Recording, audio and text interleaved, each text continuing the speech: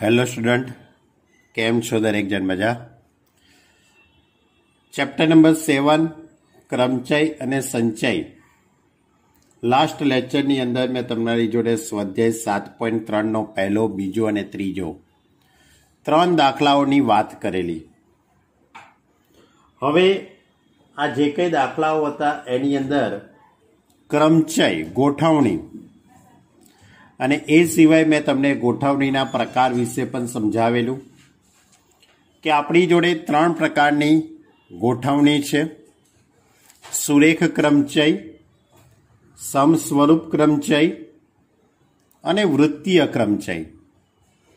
પણ આપણી ચોપડીની અંદર 2 જ પ્રકારના ક્રમચય વિશે વાત કરેલી છે, સુરેખ અને સમસ્વરૂપ। અત્યારે જે આપણે દાખલા જોઈ રહ્યા છીએ બધા સુરેખ ક્રમચયના જ છે। તો સ્વાધ્યાય 7.3 નો પહેલો, બીજો અને ત્રીજો દાખલો તમે ખૂબ જ સારી રીતે સમજ્યા હશો એવી હું આશા રાખું। હવે આપણે એની આગળ દાખલા નંબર ક્વેશ્ચન નંબર 4 ની વાત કરીએ। દરેક વિદ્યાર્થી જોડે ચોપડી હોવી ખૂબ જરૂરી છે। ચોપડીમાંથી રકમ પહેલાં વાંચીને સમજી લો। રકમ આ રીતે કે 1, 2, 3, 4 અને 5, 1, 2, 3, 4 અને 5 આ અંકોનો ઉપયોગ કરીને 4 અંકોની કેટલી સંખ્યાઓ બને? આમાંથી કેટલી સંખ્યાઓ યુગ્મ હોય અંકોના પુનરાવર્તન સિવાય? તો 2 પ્રશ્નો છે આમાં। સૌથી પહેલું એવું પૂછેલું છે કે 1, 2, 3, 4 અને 5 આ 5 અંકોનો ઉપયોગ કરીને 4 અંકોની કેટલી સંખ્યા બનશે? 4 અંકોની સંખ્યા એટલે કે 4 સ્થાન થયા કહેવાય, એકમ, દશક, શતક અને હજાર। તો હવે આ 4 સ્થાનોની ગોઠવણી કેવી રીતે થશે એની વાત કરીએ। એકમનું સ્થાન, દશકનું સ્થાન, શતકનું સ્થાન અને હજારનું સ્થાન। 4 અંકોની સંખ્યા બનાવવાની છે। આપણી જોડે 5 અંક છે, તેનો અર્થ એવો થયો કહેવાય કે હજારનું સ્થાન 5 રીતે ભરાઈ શકે। એની બાજુવાળું શતકનું સ્થાન એ પણ 4 રીતે ભરાઈ શકે, કારણ કે આ 5માંથી કોઈ એક અંક હજારના સ્થાનમાં આવશે, એટલે હજારનું સ્થાન 5 રીતે ભરાઈ શકે। પુનરાવર્તન સિવાય કીધેલું છે, એટલે કે આ 5 અંકમાંથી જે અંક અહીંયા વપરાઈ ગયો હશે ફરીથી અહીંયા વપરાશે નહીં, એટલે શતકનું સ્થાન 4 રીતે ભરી શકાય। એની બાજુવાળું સ્થાન એ 3 રીતે ભરી શકાશે, કારણ કે 2 અંકો વપરાઈ ગયા હશે। અને છેલ્લે એકમનું સ્થાન એ 2 રીતે ભરી શકાશે, કારણ કે ટોટલ 3 અંક વપરાઈ ગયા હશે। એટલે એની ઉપરથી કહી શકાય કે 4 અંકની બનતી સંખ્યાઓ 4 અંકની બનતી સંખ્યાઓ ગણતરીના મૂળભૂત સિદ્ધાંત અનુસાર હજારનું સ્થાન 5 રીતે, એને આનુષંગિક શતકનું સ્થાન 4 રીતે, એને આનુષંગિક દશકનું સ્થાન 3 રીતે, એને આનુષંગિક એકમનું સ્થાન 2 રીતે। એટલે 5 × 4 × 3 × 2 એટલે 5 ચોક 20, 20 તરી 60, 60 દુ 120, 120 સંખ્યાઓ બને। હવે આની અંદર જ આપણને એક બીજો પ્રશ્ન એવો પૂછેલો છે કે આમાંથી કેટલી સંખ્યાઓ યુગ્મ હોય? કેટલી સંખ્યાઓ યુગ્મ હોય એટલે કે એનો અર્થ એવો થયો કહેવાય કે આપેલી સંખ્યા યુગ્મ છે કે અયુગ્મ એ આપણને કેવી રીતે ખબર પડે? આપેલી સંખ્યા યુગ્મ છે કે અયુગ્મ એ કેવી રીતે ખબર પડે? તો તે એકમના સ્થાન ઉપરથી નક્કી કરી શકાય। આ દશકનું સ્થાન, આ શતકનું સ્થાન અને આ હજારનું સ્થાન। હવે એકમના સ્થાનની અંદર 2 અથવા તો 4 આવી શકે। એકમના સ્થાનની અંદર 2 અથવા 4 આવે એટલે એકમનું સ્થાન એ બે રીતે ભરાઈ શકે। જ્યારે યુગ્મ અયુગ્મની વાત આપણે કરતા હોઈએ ત્યારે સૌથી પહેલાં એકમનું સ્થાન આપણે વિચારી લેવું પડે, પછી આપણે બાકીના સ્થાન વિચારવાના।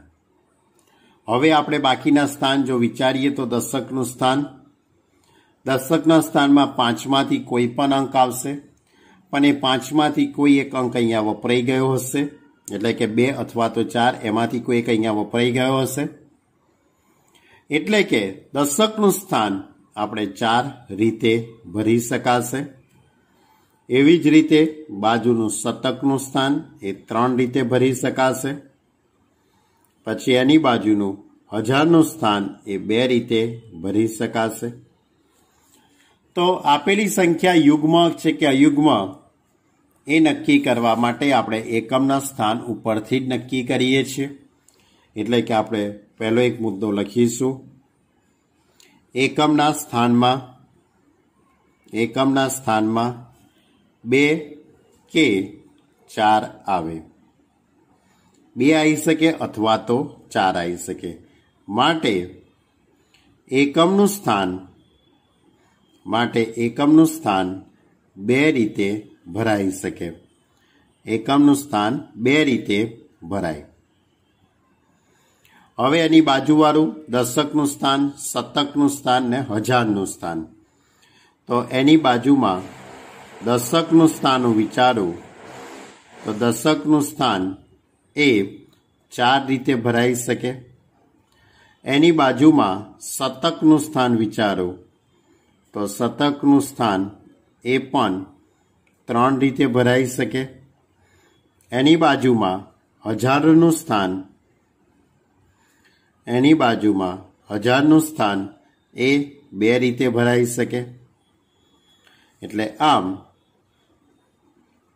યુગ્મ સંખ્યાઓ, આમ 4 અંકની યુગ્મ સંખ્યાઓ, આમ 4 અંકની યુગ્મ સંખ્યાઓ કેટલી બનશે? તો 4 અંકની યુગ્મ સંખ્યાઓ 2 ગુણ્યા 3 ગુણ્યા 4 ગુણ્યા 2, બરાબર? 2 તરી 6, 6 દુ 12, 12 ચોક 48, એટલે 48 સંખ્યાઓ બનશે। હવે પાંચમો દાખલો આ રીતે છે, 8 વ્યક્તિઓની એક સમિતિમાંથી અધ્યક્ષ અને ઉપાધ્યક્ષ કેટલા પ્રકારે પસંદ કરી શકાય? આપણે ધારી લઈશું કે કોઈ પણ વ્યક્તિ એક કરતાં વધુ પદ સંભાળતી ન હોય, એટલે 8 વ્યક્તિઓની એક સમિતિમાંથી, એક 8 વ્યક્તિઓની કમિટી છે, એમાંથી અધ્યક્ષ અને ઉપાધ્યક્ષ બનાવવાનો છે। એટલે કે એનો અર્થ એવો થયો કહેવાય કે ધારો કે અધ્યક્ષ એટલે કોકને મેનેજર બનાવવાનો હશે અને કોકને સેક્રેટરી બનાવવાનો હશે, બરાબર? એવી કંઈક વાત હશે। 8 વ્યક્તિઓમાંથી 2 વ્યક્તિને, એટલે કોઈ એક વ્યક્તિને અધ્યક્ષ બનાવવાનો છે અને બીજા વ્યક્તિને ઉપાધ્યક્ષ બનાવવાનો છે। એટલે એનો અર્થ એવો થયો કહેવાય કે આપણી જોડે 2 સ્થાન છે, એક અધ્યક્ષનું સ્થાન ભરવાનું છે અને બીજું સ્થાન છે એ ઉપાધ્યક્ષનું સ્થાન ભરવાનું છે, બરાબર? હવે અધ્યક્ષનું સ્થાન કેટલી રીતે ભરાઈ શકે? તો મેનેજર તરીકે એ 8 વ્યક્તિઓમાંથી કોઈ પણ એક વ્યક્તિની તમે અહીંયા પસંદગી કરવાના। એટલે અધ્યક્ષનું સ્થાન એ 8 રીતે ભરી શકાશે, અધ્યક્ષનું સ્થાન 8 રીતે ભરી શકાય। એને અનુરૂપ ઉપાધ્યક્ષનું સ્થાન, તો રકમમાં એવું લખ્યું છે કે આપણે ધારી લઈશું કે કોઈ પણ વ્યક્તિ એક કરતાં વધુ પદ સંભાળતી ન હોય, એટલે દરેક વ્યક્તિને, એટલે કે જે કંઈ વ્યક્તિ હોય તેને એક જ પદ આપવાનું છે, એક જ હોદ્દો આપવાનો છે। ધારો કે જેને અધ્યક્ષ બનાવ્યો હોય એને ઉપાધ્યક્ષ નહીં બનવાનું, અને જેને ઉપાધ્યક્ષ બનાવ્યો છે તેને અધ્યક્ષ નહીં બનવાનું। એટલે દરેક જે પદ છે, દરેક જે હોદ્દો છે તે એક અને માત્ર એક જ વ્યક્તિ આની પર આવી શકે। એટલે એનો અર્થ એવો થયો કે 8 વ્યક્તિઓમાંથી કોઈ એક વ્યક્તિ અધ્યક્ષ બની ગયો હોય તો ઉપાધ્યક્ષની પસંદગી કરવા માટે, ઉપાધ્યક્ષનું સ્થાન ભરવા માટે હવે તમારી જોડે 7 વ્યક્તિઓ રહ્યા. કારણ કે 8 વ્યક્તિ તો 8માંથી કોઈ એક તો અધ્યક્ષ બની ગયો, તો હવે તમારી જોડે 7 વ્યક્તિઓમાંથી કોઈ એક વ્યક્તિ તમે અહીંયા પસંદ કરી શકશો. એટલે આ સ્થાન 7 રીતે ભરી શકાશે. તો આ રીતે બનતી કુલ સમિતિ પહેલાં લખીશું. અધ્યક્ષનું સ્થાન એ 8 રીતે ભરી શકાય અને ઉપાધ્યક્ષનું સ્થાન એ 7 રીતે ભરી શકાય. માટે કુલ પસંદગી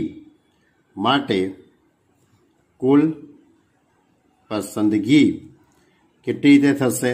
તો 8 ગુણ્યા 7 એટલે 56 રીતે પસંદગી કરી શકાય. બરાબર, 56 રીતે આપણે આની પસંદગી કરી શકીએ. હવે એના પછીનો દાખલો, એના પછી આપણી જોડે સૂત્રનો ઉપયોગ પર ક્વેશ્ચન નંબર 6, n-1 p3 જેમ np4 ઇઝ ઇક્વલ ટુ 1/9 હોય તો nની કિંમત શોધો.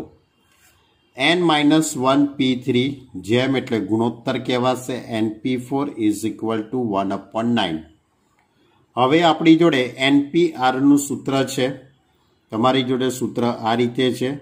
કદાચ કોઈને સૂત્ર યાદ ન હોય તો સૂત્ર યાદ દેવડાવી દઉં.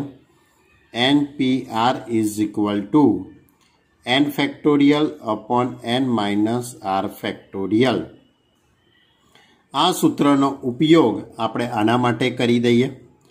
તો સૂત્રનો ઉપયોગ કરીએ તો આ રીતે લખી શકાશે, n-1 factorial upon n-1 minus 3 factorial.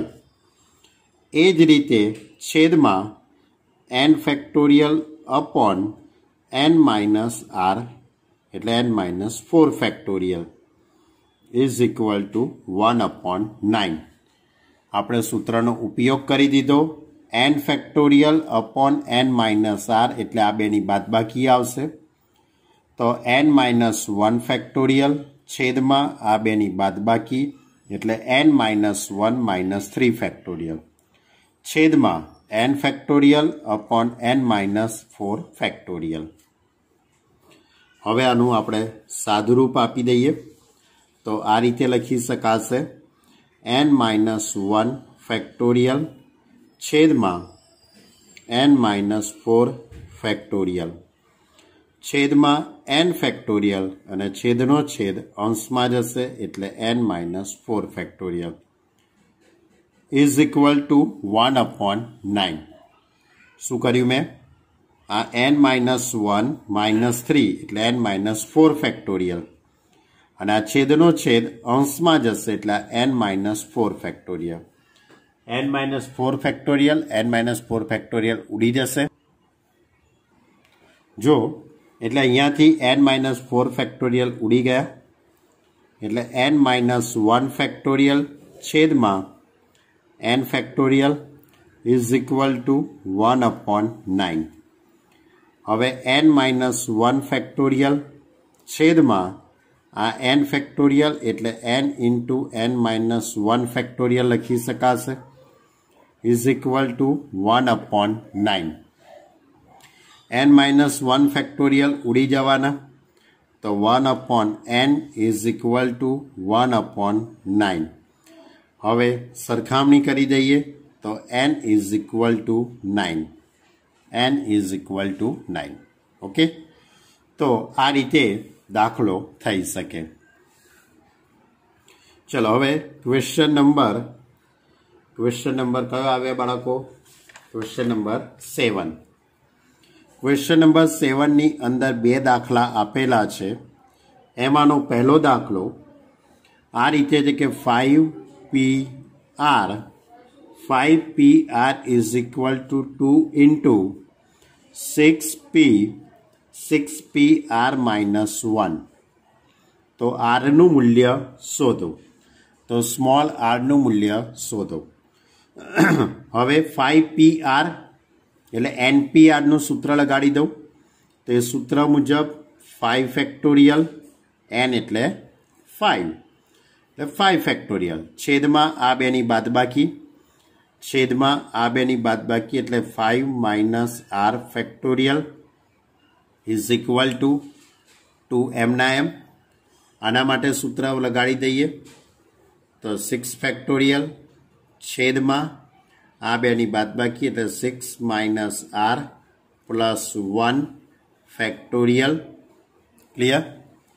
તો ઇઝ ધેરફોર હવે આનું સાદુરૂપ આપીએ તો 5 ફેક્ટોરિયલ m ના m, 5 માઇનસ r ફેક્ટોરિયલ એ પદે m નું m is equal to 2 into 6 factorial એટલે 6 ઇન્ટુ 5 ફેક્ટોરિયલ લખી શકાય.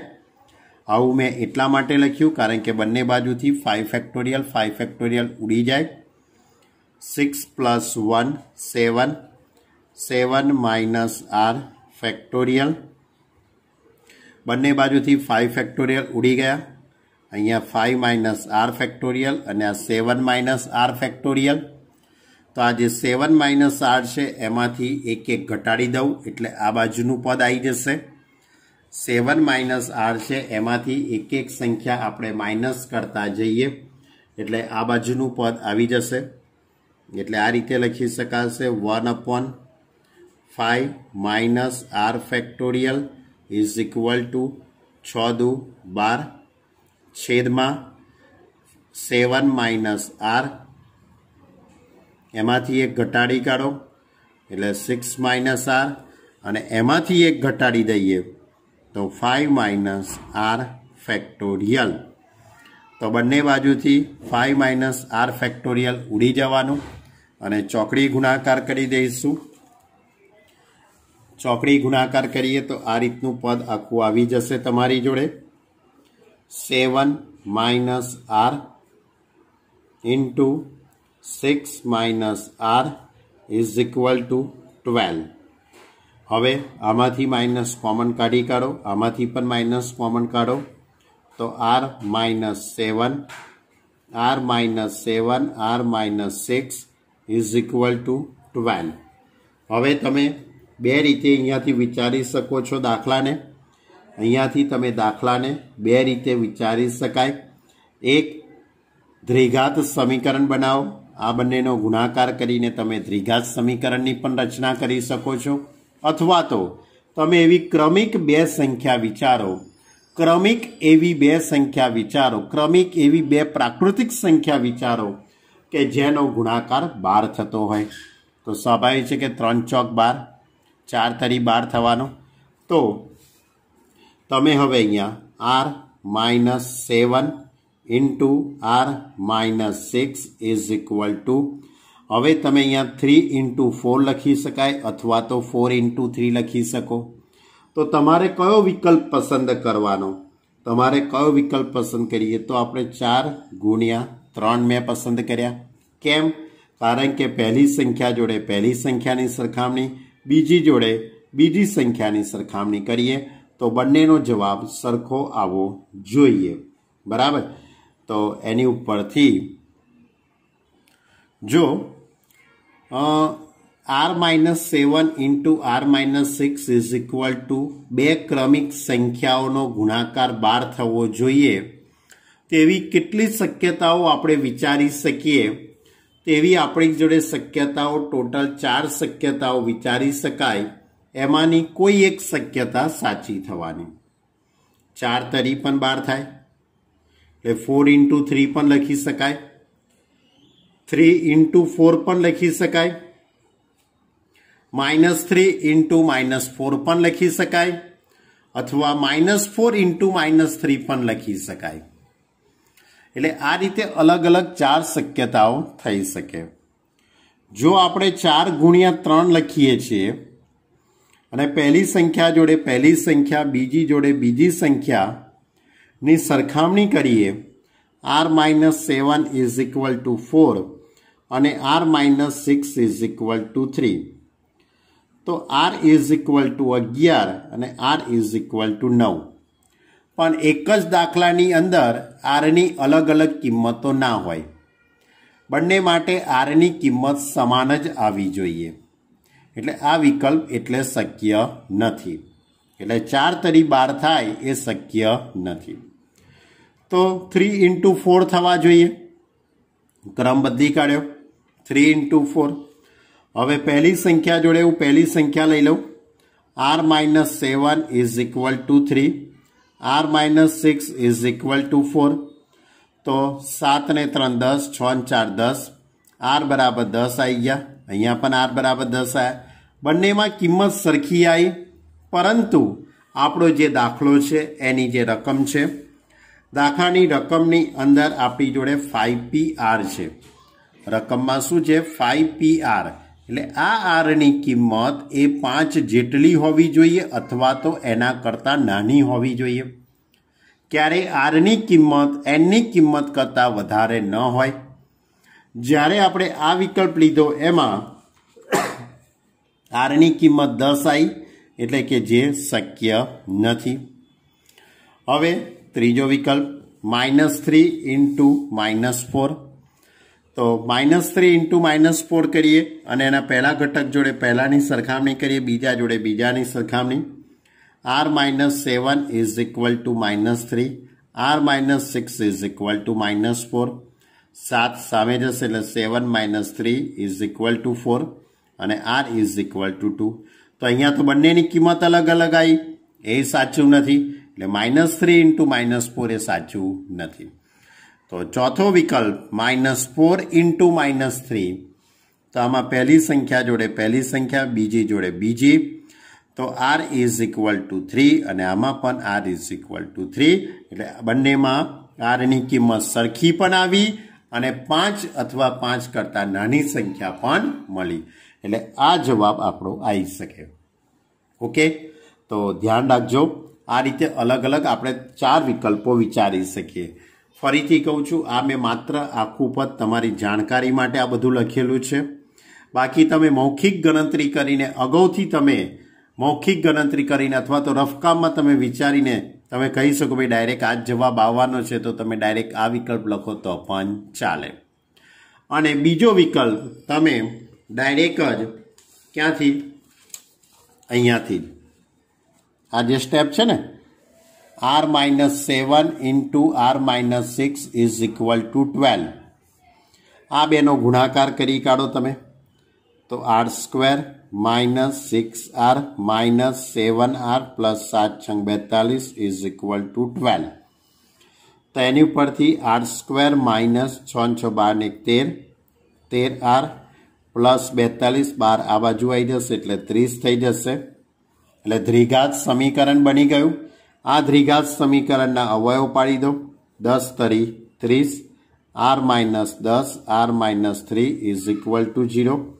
એટલે r is equal to 10 અને r is equal to 3. પરંતુ r is equal to 10 જે શક્ય નથી. કેમ? કારણ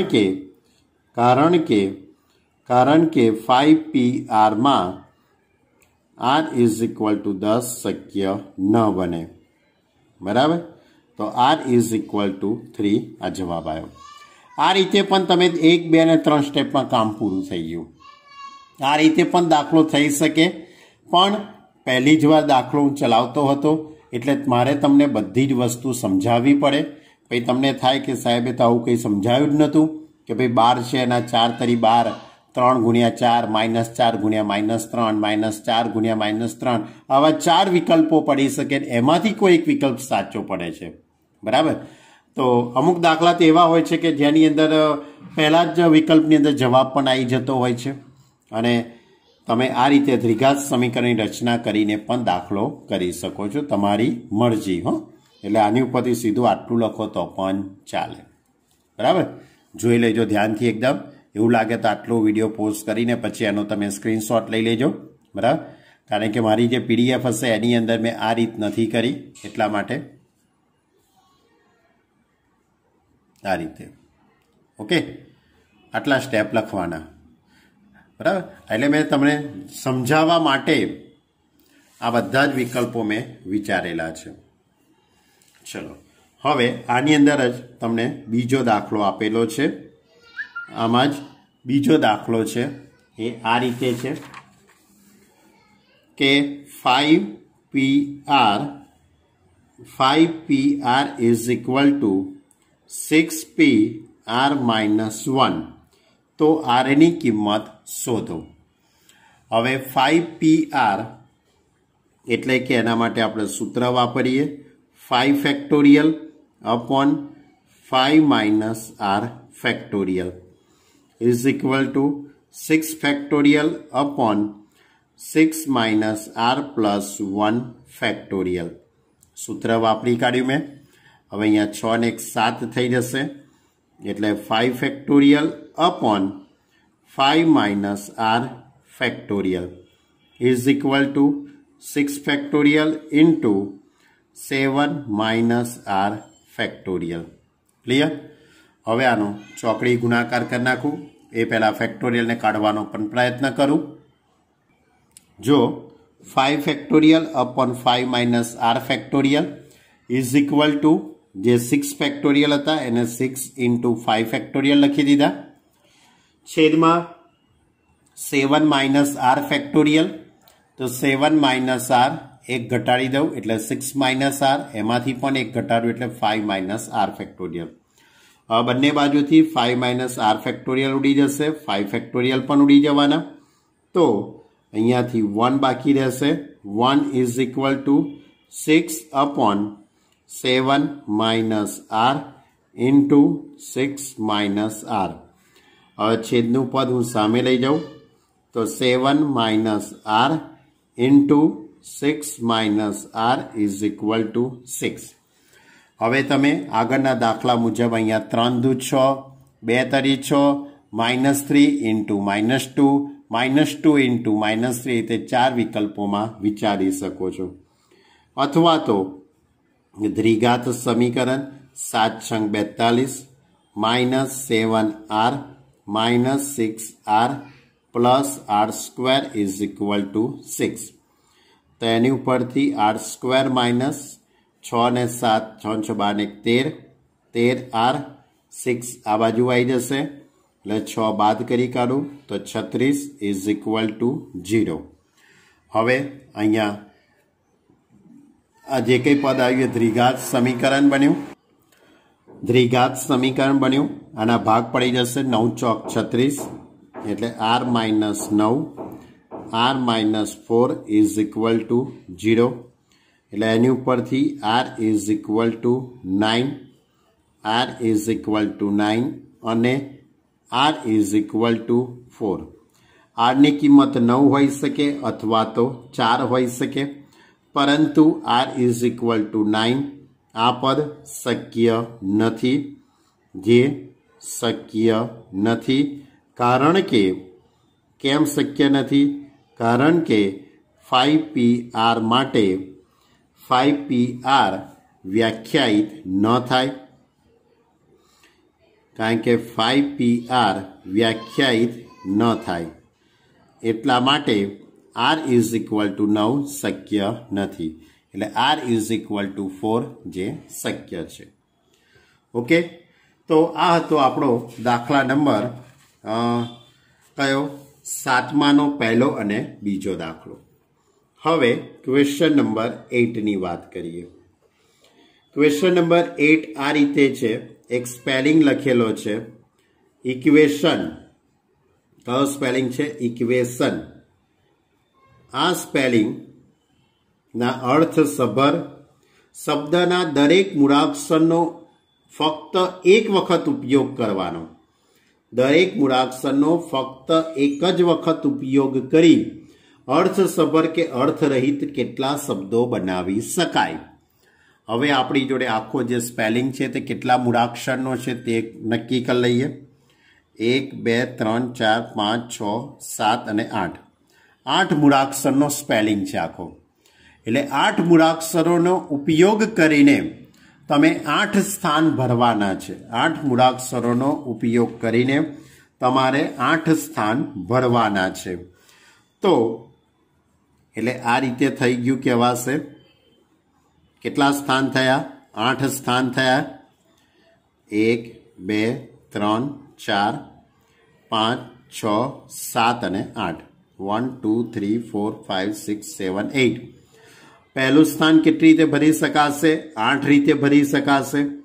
બાજુવાળું સ્થાન 7 રીતે, એની બાજુવાળું 6 રીતે, એની બાજુવાળું 5 રીતે, એની બાજુમાં 4 રીતે, એની બાજુમાં 3 રીતે, એની બાજુમાં 2 રીતે અને છેલ્લે 1 રીતે. તો ગણતરીના મૂળભૂત સિદ્ધાંત અનુસાર 8 અક્ષરોથી બનતા કુલ શબ્દો 8 અક્ષરોથી બનતા કુલ શબ્દો કેટલા થશે? 8 × 7 × 6 × 5 × 4 × 3 × 2 × 1. આ રીતે પણ લખી શકાય. આનો જે જવાબ આવશે એટલે આનો ગુણાકાર કરીશું આપણો જવાબ કહેવાશે. આને તમે 8 ફેક્ટોરિયલ એવું પણ લખી શકાય, અથવા તો આ જ વસ્તુને આવું પણ લખી શકાય કે 8 વસ્તુઓ છે. કેટલી વસ્તુઓ છે? 8. 8 મૂળાક્ષર એટલે 8 વસ્તુઓ છે અને એને 8 સ્થાનમાં મૂકવાની છે. 8 મૂળાક્ષરોને 8 સ્થાનમાં મૂકવા છે. તો એને તમારે આ રીતે પણ લખી શકાય. 8p8 આવું પણ લખી શકાય. 8p8 કારણ કે NPR નો અર્થ શું થાય? NPR એટલે શું? n વસ્તુને r સ્થાનમાં ગોઠવવા. n વસ્તુને r સ્થાનમાં ગોઠવવા એટલે એને આપણે NPR કહીએ છીએ. તો એ જ રીતે 8 મૂળાક્ષરોને 8 સ્થાનમાં ગોઠવવા એટલે 8p8. અને હવે 8p8 માટે તમે સૂત્ર એપ્લાય કરો તો આ જ જવાબ આવશે. બરાબર? એટલે આ લખો તોય સાચું, આ લખો તોય સાચું, આ લખો તોય સાચું અને ગુણાકાર કરીને તમારો જવાબ આવશે 40,320. ઓકે, આ હતો આપણો ક્વેશ્ચન નંબર 8. ચલો હવે ક્વેશ્ચન નંબર 9. ક્વેશ્ચન નંબર 9 ની વાત કરીએ. મંડે શબ્દના મૂળાક્ષરોનો ઉપયોગ કરી પુનરાવર્તન સિવાય કયો સ્પેલિંગ છે બચ્ચે લોગ? મંડે. આ શબ્દનો ની અંદર રહેલા મૂળાક્ષરોનો ઉપયોગ કરી અર્થસભર કે અર્થરહિત કેટલા શબ્દો નીચેના વિકલ્પ અનુસાર બનાવી શકાય? આની અંદર ટોટલ તમને 3 દાખલા આપેલા છે. ટોટલ 3 દાખલા આપેલા છે. આમાં પહેલો જે દાખલો છે એ કોઈ પણ 4 મૂળાક્ષરો એક સાથે લેવાના છે. પહેલો દાખલો છે એમાં કોઈ પણ 4 મૂળાક્ષરો એક સાથે લેતા. કોઈ પણ 4 મૂળાક્ષર એક સાથે લેવાના છે એટલે એનો અર્થ એવો થયો કહેવાય કે 4 સ્થાન થયા કહેવાય. કેટલા સ્થાન થયા કહેવાય? 4 સ્થાન. તો પહેલા સ્થાનમાં આ 6 મૂળાક્ષરમાંથી 1 2 3 4 5 6 મૂળાક્ષરમાંથી કોઈ પણ આવી શકે એટલે 6 રીતે ભરી શકાશે. એની બાજુવાળું સ્થાન 5 રીતે, એની બાજુવાળું સ્થાન 4 રીતે, એની બાજુવાળું સ્થાન 3 રીતે ભરાઈ શકે. તો કુલ શબ્દો કેટલા બની શકે? 4 મૂળાક્ષરોનો ઉપયોગ કરવાથી બનતા કુલ શબ્દો. 4 મૂળાક્ષરોનો ઉપયોગ કરવાથી બનતા કુલ શબ્દો. તો આને પણ તમારે આ રીતે લખવું હોય તો લખી શકાય. ટોટલ 6 છે. 6 માંથી 4 સ્થાન ભરવાના છે. 6 માંથી તમારે 4 સ્થાન ભરવા છે એટલે 6p4 આ રીતે પણ લખી શકાય. 6 મૂળાક્ષર છે ને 4 સ્થાન છે એટલે 6p4. 6 માંથી 4 અક્ષરોની પુનરાવર્તન વગર ગોઠવણી. આનો અર્થ એવો થાય 6 માંથી 4 સ્થાનમાં પુનરાવર્તન વગરની ગોઠવણી, સુરેખ ગોઠવણી. તમારે આની અંદર સૂત્ર વાપરવું હોય તોય લખી શકાય 6 ફેક્ટોરિયલ અપોન 6 - 4 ફેક્ટોરિયલ. આપણું જે NPR નું સૂત્ર છે તે. એટલે 6 ફેક્ટોરિયલ અપોન 6 માંથી 4 જાય તો 2. 6 ફેક્ટોરિયલ એટલે 6 ગુણ્યા 5 ગુણ્યા 4 ગુણ્યા 3 ઇન્ટુમાં 2 ઇન્ટુ 1 છેદમાં 2 ફેક્ટોરિયલ એટલે 2 ગુણ્યા 1 2 1 ઉડી જશે તો 6 ઇન્ટુ 5 ઇન્ટુ 4 ઇન્ટુ 3 બરાબર. આપણે એ જ લખવાના હતા ને. આપણે શું લખવાના હતા ગણતરીના મૂળભૂત સિદ્ધાંત અનુસાર 6 ઇન્ટુ 5 ઇન્ટુ 4 ઇન્ટુ 3 એવું જ લખવાના હતા બરાબર. અને જો એનપીઆરના સૂત્ર મુજબ લખો તો એ જ લખી શકાય બરાબર. બંને વસ્તુ સાચી છે. હવે આનો તમે ગુણાકાર કરી કાઢશો તો 160 આવશે. ચલો હવે આમાં બીજો દાખલો. હવે એમાં લખ્યું છે કે 6 અક્ષરોનો ઉપયોગ કરીને બનતા શબ્દો. કેટલા? 6 અક્ષરો. 6 તમામ શબ્દના તમામ 6 મૂળાક્ષરોનો આપણે ઉપયોગ કરવાનો છે. 6 મૂળાક્ષરોનો ઉપયોગ કરવાનો છે. ઉપયોગ કરતા બનતા શબ્દો. હવે 6 સ્થાન થયા. કેટલા સ્થાન થયા? 6 સ્થાન થયા કહેવાય આ રીતે. 1 2 3 4 5 અને 6. પહેલું સ્થાન 6 રીતે ભરી શકાશે. એની બાજુવાળું 5 રીતે, આ 4 રીતે, આ 3 રીતે, આ 2 રીતે અને આ 1 રીતે. તો ગણતરીના મૂળભૂત સિદ્ધાંત અનુસાર 6 into 5 into 4 into 3 into 2 into 1 અથવા આપણે આ રીતે પણ લખી શકીએ 6 મૂળાક્ષર 6 સ્થાન એટલે 6p6. 6p6 એટલે 6 ફેક્ટોરિયલ અપોન 6 માઇનસ 6 એટલે 0 ફેક્ટોરિયલ. 0 ફેક્ટોરિયલનો જવાબ 1 આવે.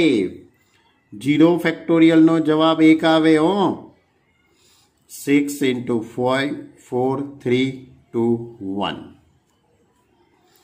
આ બધાનો ગુણાકાર કરીશું તો 720 એટલે 720 શબ્દો બને. હવે એમાં ત્રીજો દાખલો પૂછ્યો છે તમને.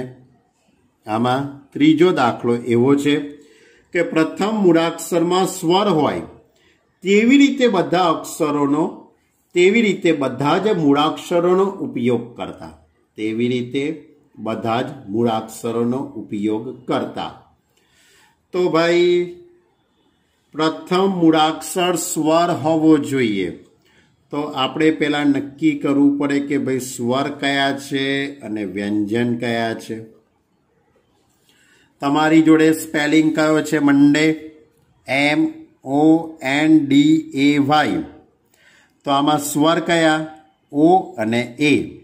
આ બંને શું કહેવાશે? સ્વર. એટલે સ્વરની અંદર કોણ આવશે? O આવી શકે અને A આવી શકે. વ્યંજન કયા કયા? M N D Y. હવે તમારે જે સ્પેલિંગ બનાવવાના છે એમાં પ્રથમ મૂળાક્ષર એ કયો હોવો જોઈએ? સ્વર હોવો જોઈએ. તો પ્રથમ મૂળાક્ષર સ્વર હોવો જોઈએ એટલે આ બરાબર. પહેલાની અંદર સ્વર આવવો જોઈએ. તે રીતે બધા જ મૂળાક્ષરોનો ઉપયોગ કરતા.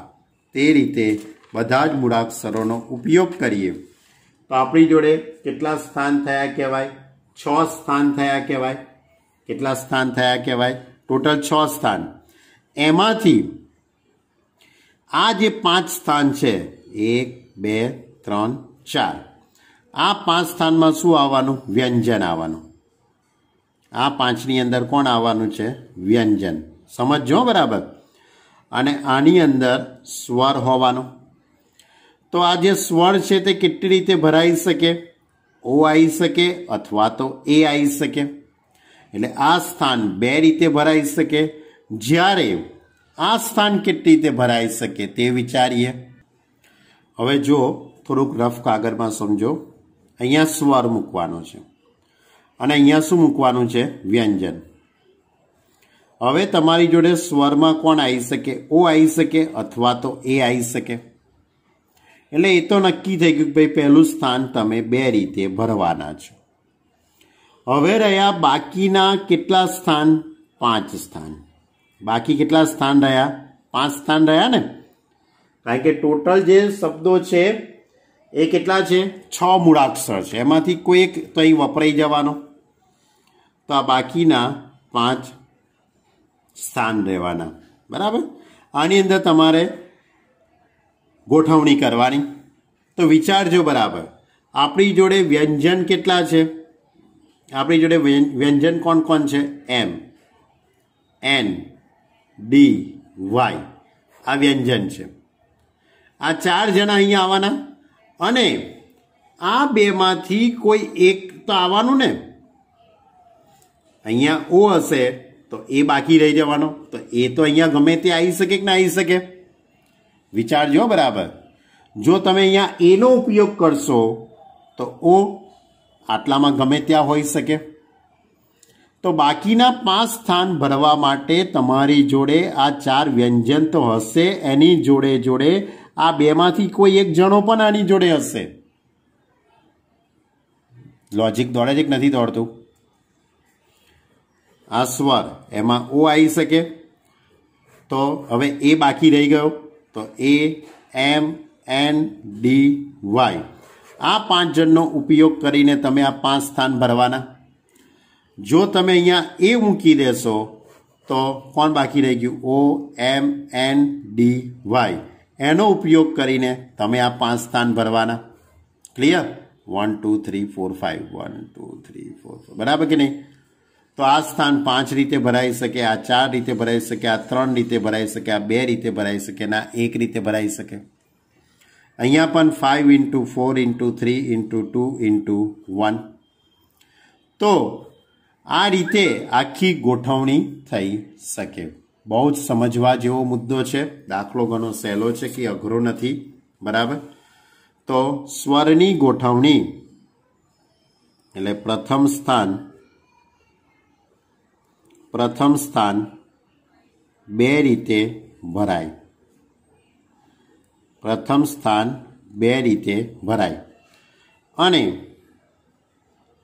બાકીના 5 સ્થાનમાં એમ, એન, ડી, વાય કે ઓ અથવા એ, આ બેમાંથી કોઈ એક આવે. બરાબર. ઓ આવે અથવા તો એ આવે. એટલે બાકીના 5 સ્થાનમાં એમ, એન, ડી, વાય, ઓ અથવા તો કે આવે. એટલે 5 જણા થઈ ગયા.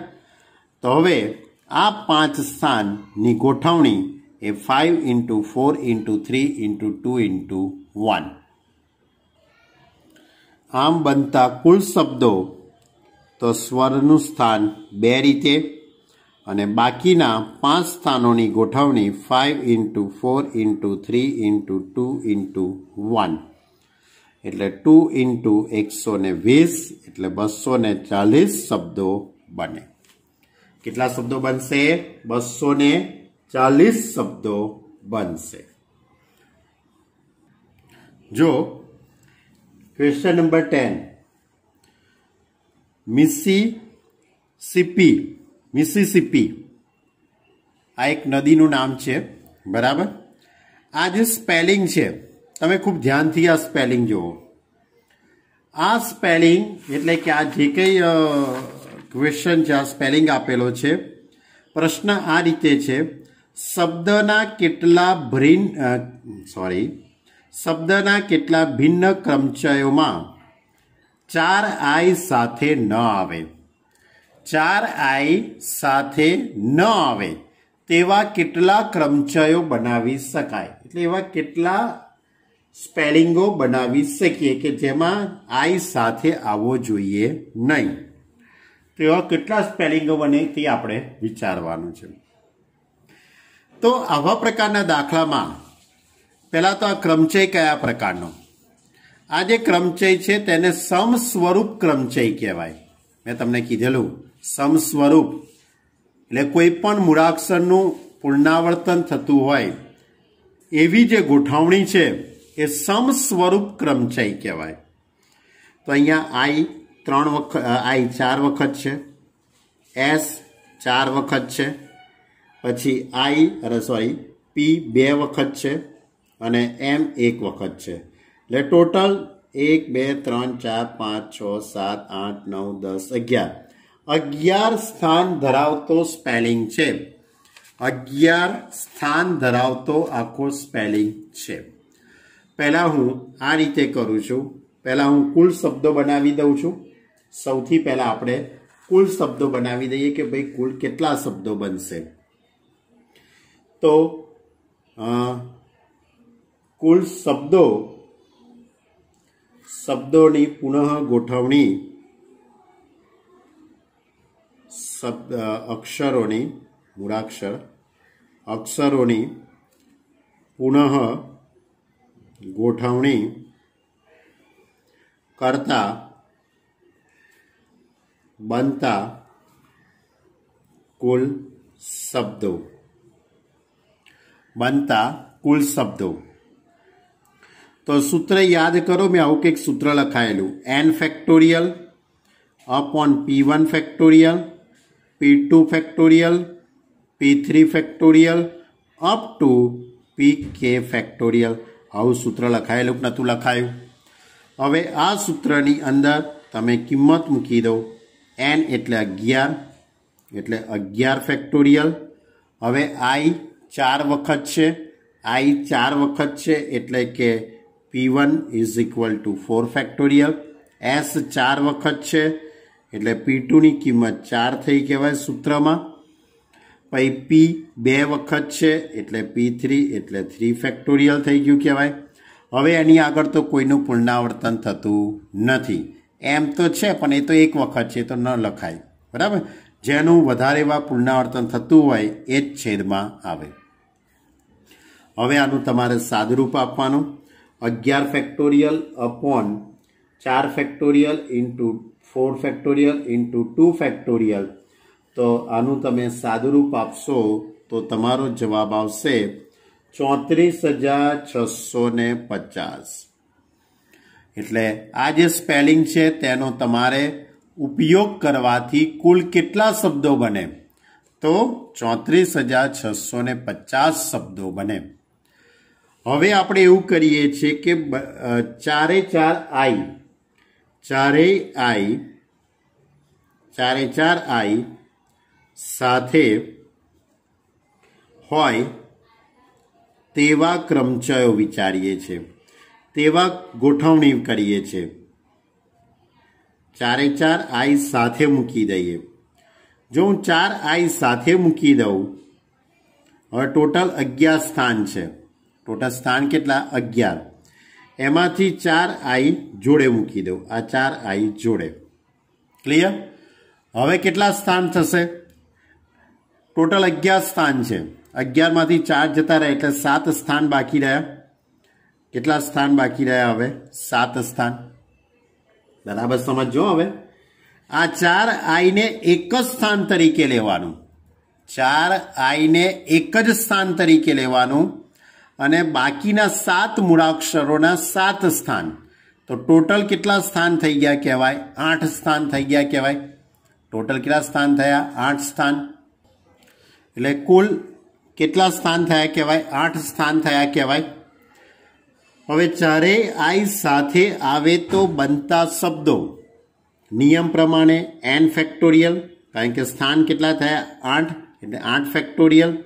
છેદમાં પુનરાવર્તન કોનું થવાનું? પુનરાવર્તન હવે થવાનું S નું 4 વખત અને P નું 2 વખત. S નું 4 વખત અને P નું 2 વખત પુનરાવર્તન થવાનું. કારણ કે I તો પુનરાવર્તન આઈના પુનરાવર્તનની કોઈ જરૂર નથી, કારણ કે I તો જોડે જ છે. આ ચારે ચાર I એક જોડકું બનાવીને બેઠા છે, બરાબર. તો છેદની અંદર માત્ર S ના 4 ફેક્ટોરિયલ આવશે અને P ના 2 ફેક્ટોરિયલ આવશે.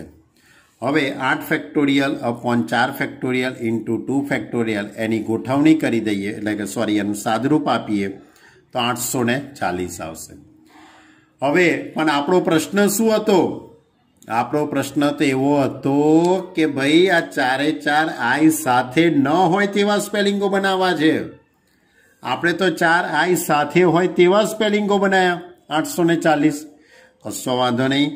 આમ ચારેય આઈ સાથે ન આવે તેવા બનતા કુલ શબ્દો, તો આપણી જોડે ટોટલ શબ્દો કેટલા હતા? 34,650. આ 34,650 માંથી સાથે આવે એવા શબ્દો 840 હતા. એ બાદ કરી કાઢવાના. એટલે કુલ ગોઠવણીમાંથી સાથે આવે તેવા શબ્દો બાદ કરી દીધા. તો 33,810 શબ્દો એવા હશે કે જેમાં આઈ સાથે આવતો નહીં હોય. ક્લિયર?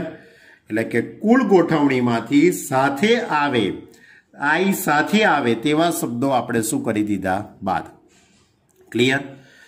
તો આ હતું આપણું સ્વાધ્યાય 7.3નું. આજે અહીં સુધી રાખીએ છીએ આપણે.